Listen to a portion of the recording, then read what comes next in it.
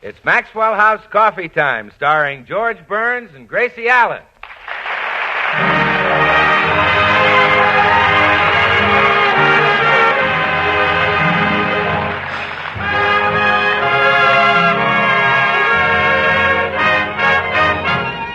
Maxwell House, America's favorite coffee, brings you a new series of programs featuring the domestic adventures of that lovable Mr. and Mrs. George and Gracie. With yours truly, Bill Goodwin, the Les Paul Trio, and the music of Meredith Wilson and his orchestra.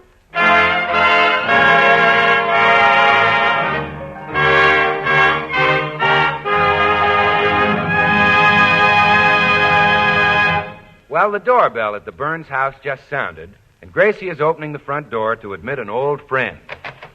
Good morning, Mrs. Burns. Here's your mail. Well, thank you, Mr. Postman. And how are you this lovely day? Oh, simply glorious, Mrs. Burns. The crisp tang of this fall air fills me with the joy of living.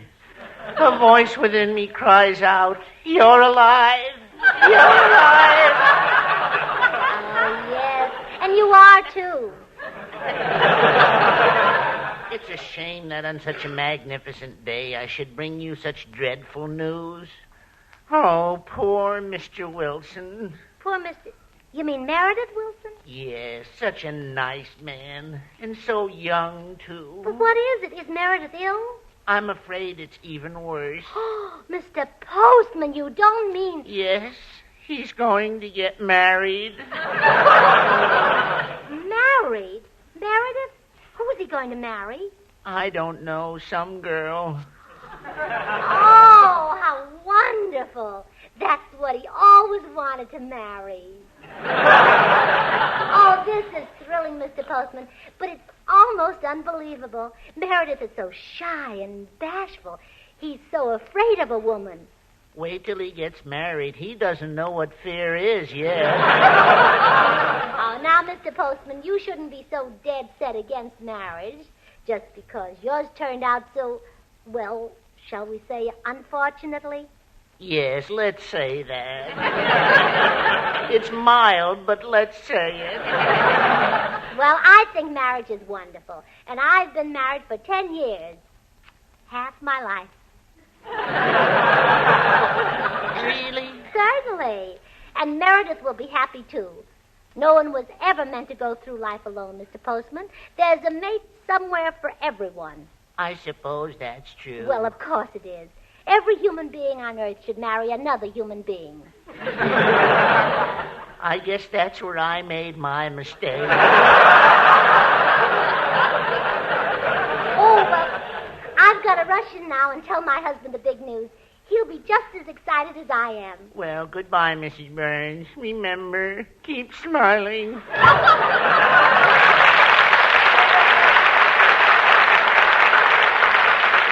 George! Oh, George! Yeah. What's the excitement? Oh, I just heard the most thrilling news. Guess who's getting married? Meredith Wilson. Meredith Wilson? Uh-huh. Gosh, that's wonderful. But how did he ever propose? I didn't think he had nerve enough to talk to a girl. George, a man doesn't have to talk when he proposes to a girl. No? Well, of course not. All he has to do is get down on his knees. If he doesn't pull out a pair of dice, she knows what he wants.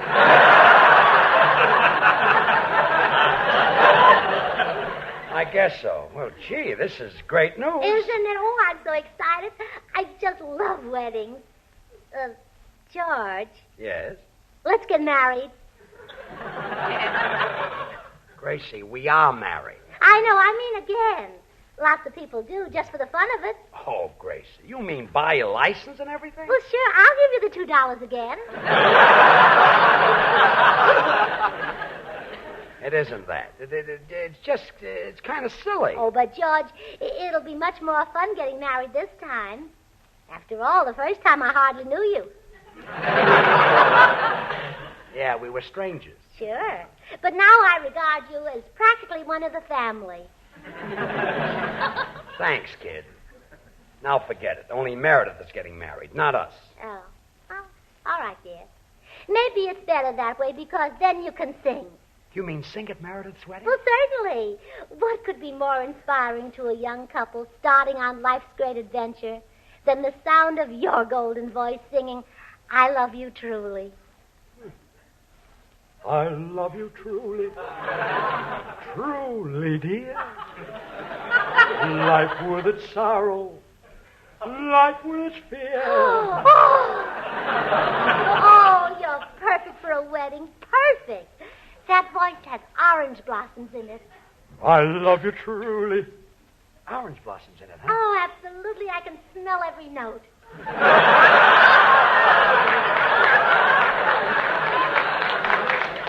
Well, come on, let's go over and we'll tell Bill Goodwin the news. Take me there on wings of song, Sugarthroat. I love you truly. Oh.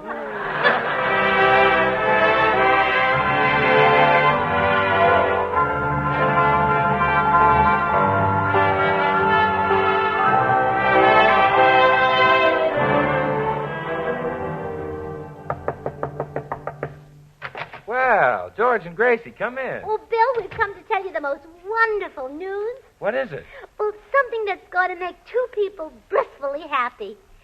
George, give him a hint. I love you truly. Truly, dear. No, it'd never work, George. There's too much difference in our ages.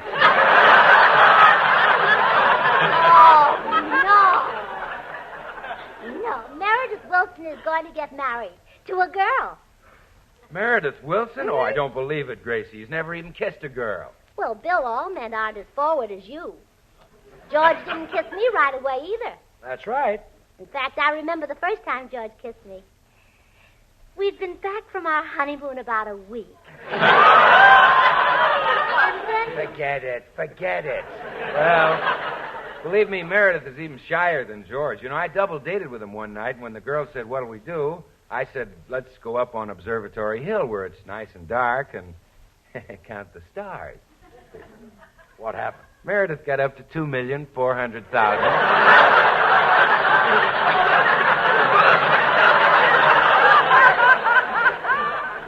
I'll bet you weren't counting stars, huh, Bill? Oh, shucks, no, George. I took my girl for a walk down the old Ox Road. Tripped over a pebble, didn't Yes.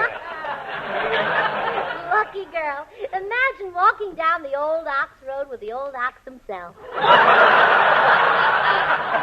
Well, I still can't believe that bashful Meredith is getting married.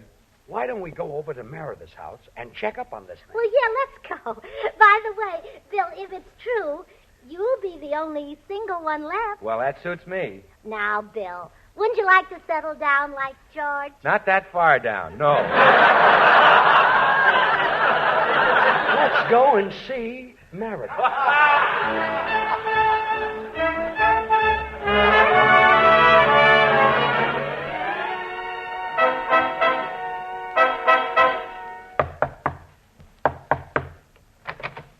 Well, hi, folks. Meredith, is it true? Are you going to get married? Yep. I guess I am, all right. Oh, that's no. well, good. Well, thanks. Now, Meredith, you're rather young and innocent, and I think it would be a good idea for a man who's wiser and more experienced to have a little talk with you. Yes. Sit down, Meredith. You too, George, and don't miss a word Bill says. Well, Meredith, my boy, as soon as the wedding is over, get your bride away from the crowd.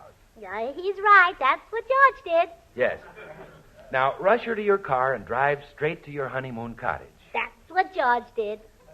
Pick her up in your arms and carry her across the threshold. Go on, Bill. Now, Meredith, there you are, the two of you alone in your little love nest, your beautiful bride in your arms. Oh, boy. Do I put her down now? Oh, certainly not. You carry her right through the living room, through the dining room, and into the kitchen. The kitchen. Where you make a nice big pot of Maxwell House coffee. Ah, what a perfect way to toast a happy marriage. After all, a happy marriage is the result of a perfect blend of personalities. Maxwell House, too, is the result of a perfect blend. That's why more people buy and enjoy Maxwell House than any other brand of coffee in the world. All right, Bill. We've had a cup of coffee. Now what? Well, now, Yeah? you have another cup. Maxwell House is so delicious, almost everybody wants a second cup. It has more flavor. More flavor in the blend because of the choice Latin American coffees, which are skillfully combined in Maxwell House. And more flavor in the cup because of Radiant Roast, which uniformly develops the richness, mellowness, and full-bodied flavor of every coffee bean. Okay, Bill. Now, we've had 2 cups of coffee. Now what? Well, now... The coffee pot is empty, Bill. You better empty the jar, too, if you want to get out of the kitchen. Okay. The coffee pot and the jar are empty. Now what? Now, you walk over to your bride, put your arm around her, and whisper tenderly in her ear. What do I whisper? While you say, "Darling, would you run down to the store and get another jar of Maxwell?" That's what George did. Well, sure, Gracie, because Maxwell House is coffee at its full-flavored best. Good to the last drop. We know, Bill. There's nothing finer nor more friendly. But Meredith can't just sit there and drink coffee forever. His wife might divorce him. She'd certainly have the grounds. Oh,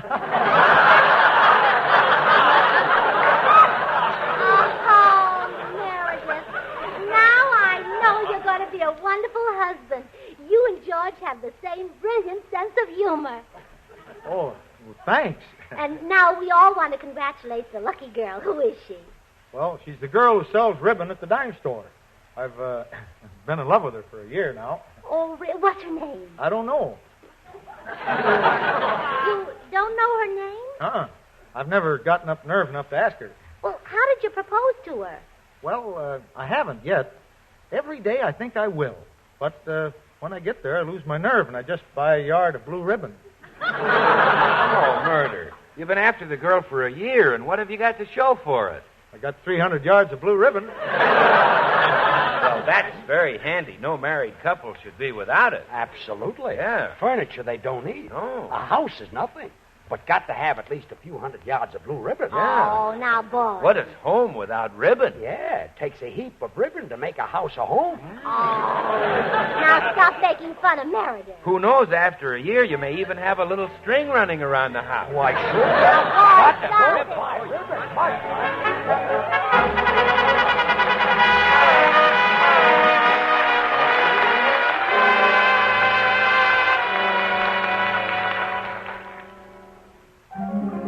Shall we listen as bashful Meredith Wilson, who doesn't know how to chase anything else, chases a few rainbows in his own chiffon style.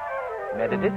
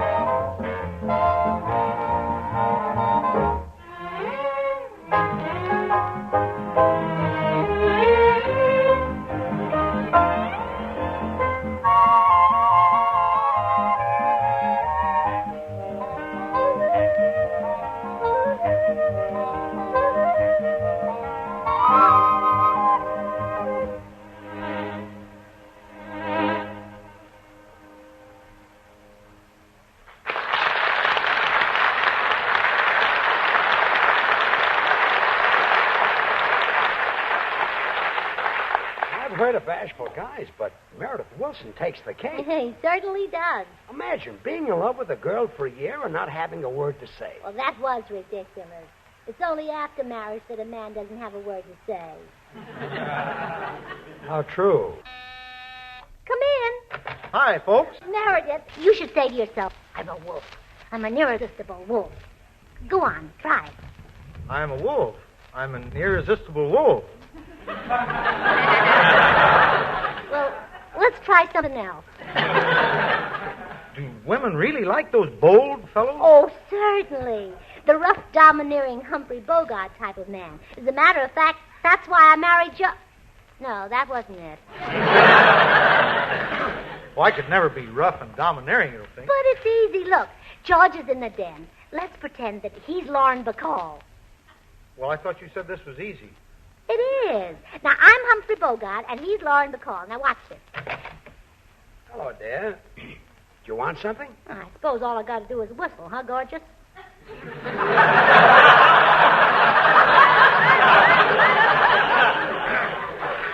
Gorgeous? Don't wave those long eyelashes at me, doll face.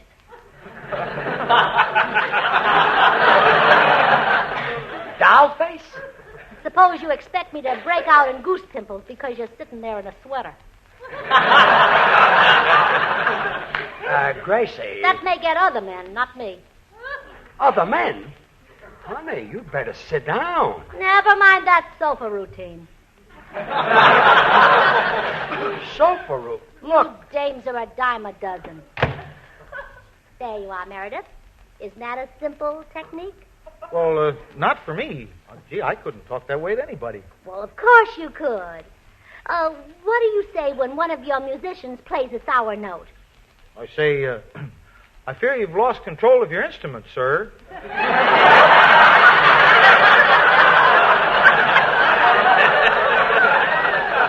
Well, Meredith, I guess we better use another technique. Now, how about the strong, silent Gary Cooper type? Women like them, too? Oh, yes, as a matter of fact, that's why I married George. No, that wasn't it either. Well, listen, I'll show you how the Gary Cooper approach works. Oh, it's you again, huh? Yep. Do you still think I look beautiful in a sweater? Nope. What's the matter with you? Why do you carry on that way? Yep. Yep. That doesn't make much sense, does it? Nope. What's with this yep and nope? Are you losing your mind? Nope. Could I be losing mine? Yep. This is the silliest thing I ever heard. Could you make that a question? Will you get out of here? Yep. Yep. Well, Meredith, how about that technique? It's no use, Gracie. I can't be Humphrey Bogart, and I can't be Gary Cooper. I'll just have to be Meredith Wilson. No, we're not that desperate yet. Well, I'm a musician, not a lover. I'll never get a girl. I guess I might as well stick to my flute. I think you'd have more fun with a girl.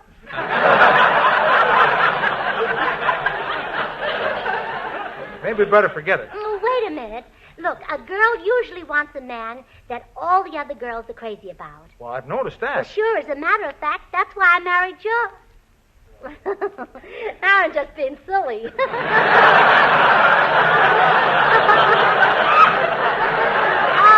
anyway, that's true.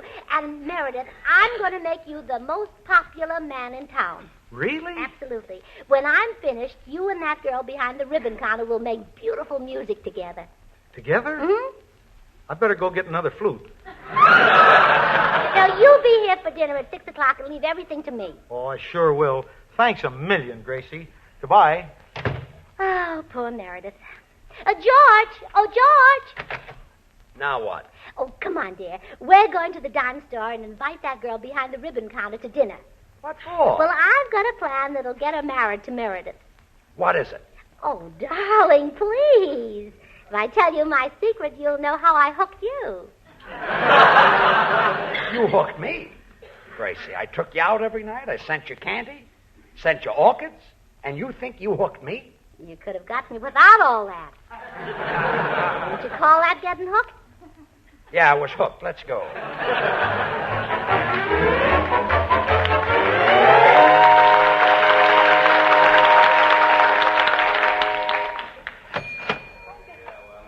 Well, there's the ribbon counter, but surely that's not Meredith's girl. She's too homely. Oh, she is homely, all right.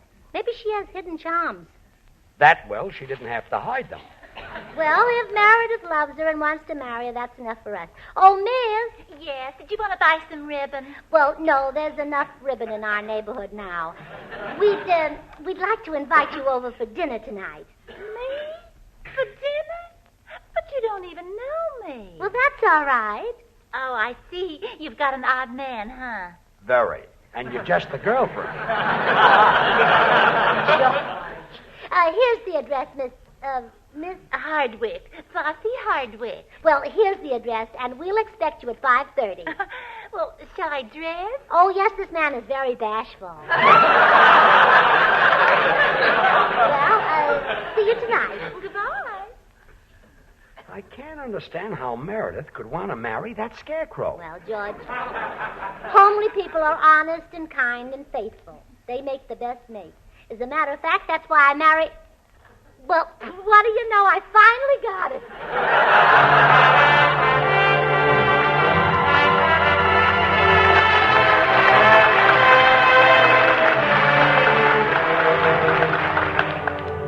Gracie, you've been on that telephone for an hour now. What are you doing? Arranging for Meredith Wilson to be the greatest lover in town. You can do that on the telephone? Sure. You see, I called the postman and Bill Goodwin, and I also called... Oh, there's Flossie. Now, you just follow my lead. Here I am. Come in, Flossie. Your date will be here in a few minutes. Who is he? Meredith Wilson. Handsome, magnetic Meredith Wilson. I don't believe I've ever heard of him. Never heard of Meredith Wilson, the great lover? No. Is he really great? Oh, he knows more about love than any policeman in Griffith Park. Oh, you must be exaggerating. Well, we'll see. Well, now, whoever could that be? Come in. Oh, woe is me. Woe is me. Why, Mr. Postman, what's the trouble? My wife has left me for Meredith Wilson. Oh, you poor man. But don't blame her. No woman can resist bedroom eyes, Wilson. But he has stolen my wife. Oh, what a horrible thing. I know, but he stole her anyway. Well, Flossie, you see? Yeah, that sort of thing happens every day. Every day. It happens every minute. Now, you see what I mean? Come in. Where's Meredith Wilson? I'll kill him. I'll murder him. I'll fracture Why, him. Bill Goodwin, whatever could be the trouble? He had stolen my fiancée, the girl I promised to marry. Oh. He can't go on like this. That's the fourth fiancée he's stolen from me this week. Well, Bill. You've got to stop him. Please, Gracie, stop him. At this rate, I'll run out of fiancés in only 2 more weeks. Stop him. Stop him, do you hear? Stop him. Stop him. Gee, Meredith Wilson stole his girl, too. That's no trick for Meredith. Oh, but Bill Goodwin is a movie star. Meredith is more fascinating than any movie actor. He has more appeal than Ronald Coleman. And as for Charles Boyer, Meredith could spot him 2 gaslights in a Casbah. You'll never convince me that he's a greater lover than Charles Boyer and Ronald Coleman. We won't, huh? Come in. I'm frightfully sorry to trouble you at this hour, Mrs. Byrne. But have you seen Meredith Wilson about? Why, no. Is something wrong? Wrong, you ask. My dear child, the cat has made off with the girl I treasured above rare jewels. Meredith stole your girl? Yes. I wouldn't be so put out if it were Herbert Marshall or Cary Grant. But the blighter isn't even British. Him!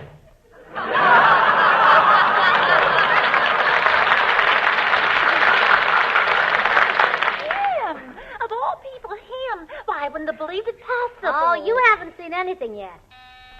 Come in. Bonjour, madame, bonjour.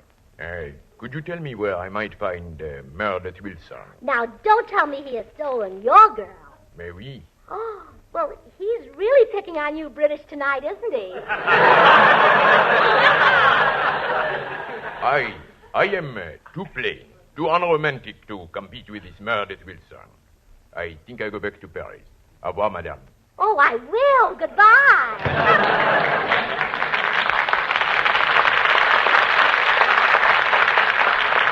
Well, Flossie, are you you convinced that Meredith is dynamite? Oh, I'll say I am.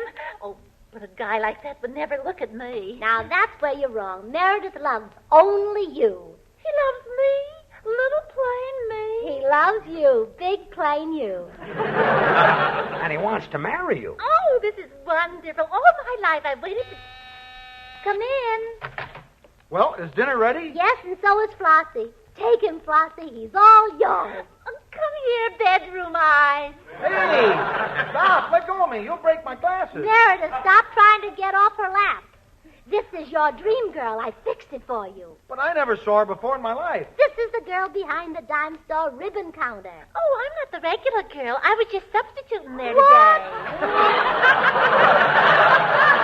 So, come on, Dreamboat. Let's get married. But I don't want to. No, now stop dragging me. Help! Help!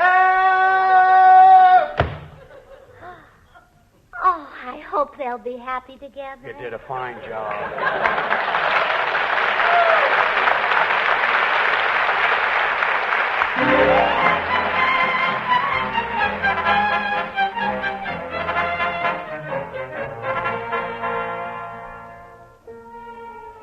Say, Bill, Yes, Meredith. you're always asking me questions about music. Now, tonight I'm going to ask you one. Did you ever whistle this tune? Oh, sure. I know it's from Carmen, too. Yeah? I guess everybody knows that tune. Oh, you're right in the groove there, Bill. Because it's said that of all the opera airs the man on the street is apt to whistle or sing, they're melodies from Carmen. Really? Yes, you see, Bizet composed musical themes so mellow, so rich, full-bodied and vigorous that his opera Carmen is just naturally one of the world's most popular. That's funny, isn't it? Funny. Well, yes, odd how that fellow Bizet took his ideas right from Maxwell House Coffee. What? Well, if he didn't, he could have. Come on now, Meredith, and help me prove it. You play me those musical themes from Carmen, and I'll tell you about Maxwell House's fine Latin American coffees. Okay, Bill, just give me a cue for the downbeat. Well, now, Maxwell House experts choose Manizales for mellowness. Like the habanera.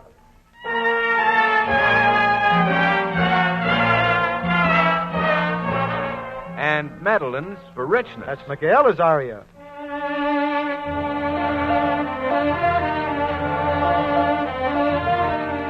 Other choice Latin American coffees for vigor. Like the famous overture.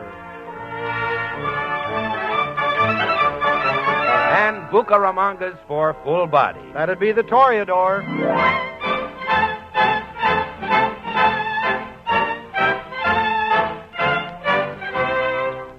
So, like music you ask to hear again and again, Maxwell House is the coffee more people ask for again and again. It's so good to the last drop.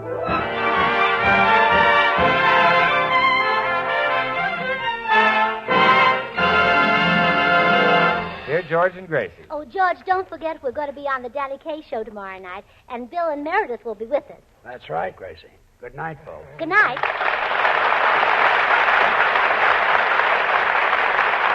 Join us again next week when we'll all be back. George Burns, Gracie Allen, Meredith Wilson, his orchestra, and yours truly, Bill Goodwin. Until next Thursday, then, good night and good luck from the makers of Maxwell House, America's #1 brand of coffee, always good to the last drop. The impersonations of Ronald Coleman and Charles Boyer on tonight's program were done by Paul Freese. Stay tuned to this station because Dinah Shore's open house is coming on in just a second. Dinah's special guest tonight is Jack Carson. Oh, goody, goody Jello pudding tonight. It tastes like Grandma's, only more so. You ain't kidding, that's right. And just as Jello, 6 delicious locked-in flavors can't be beaten. So the proof of Jello pudding's in the eating. The Jello twins are hard to find, but keep on looking in your store. When sugar shortages are over, there'll be more. Just a taste of Jello pudding or of Jello, and you know it's the one and only Jello.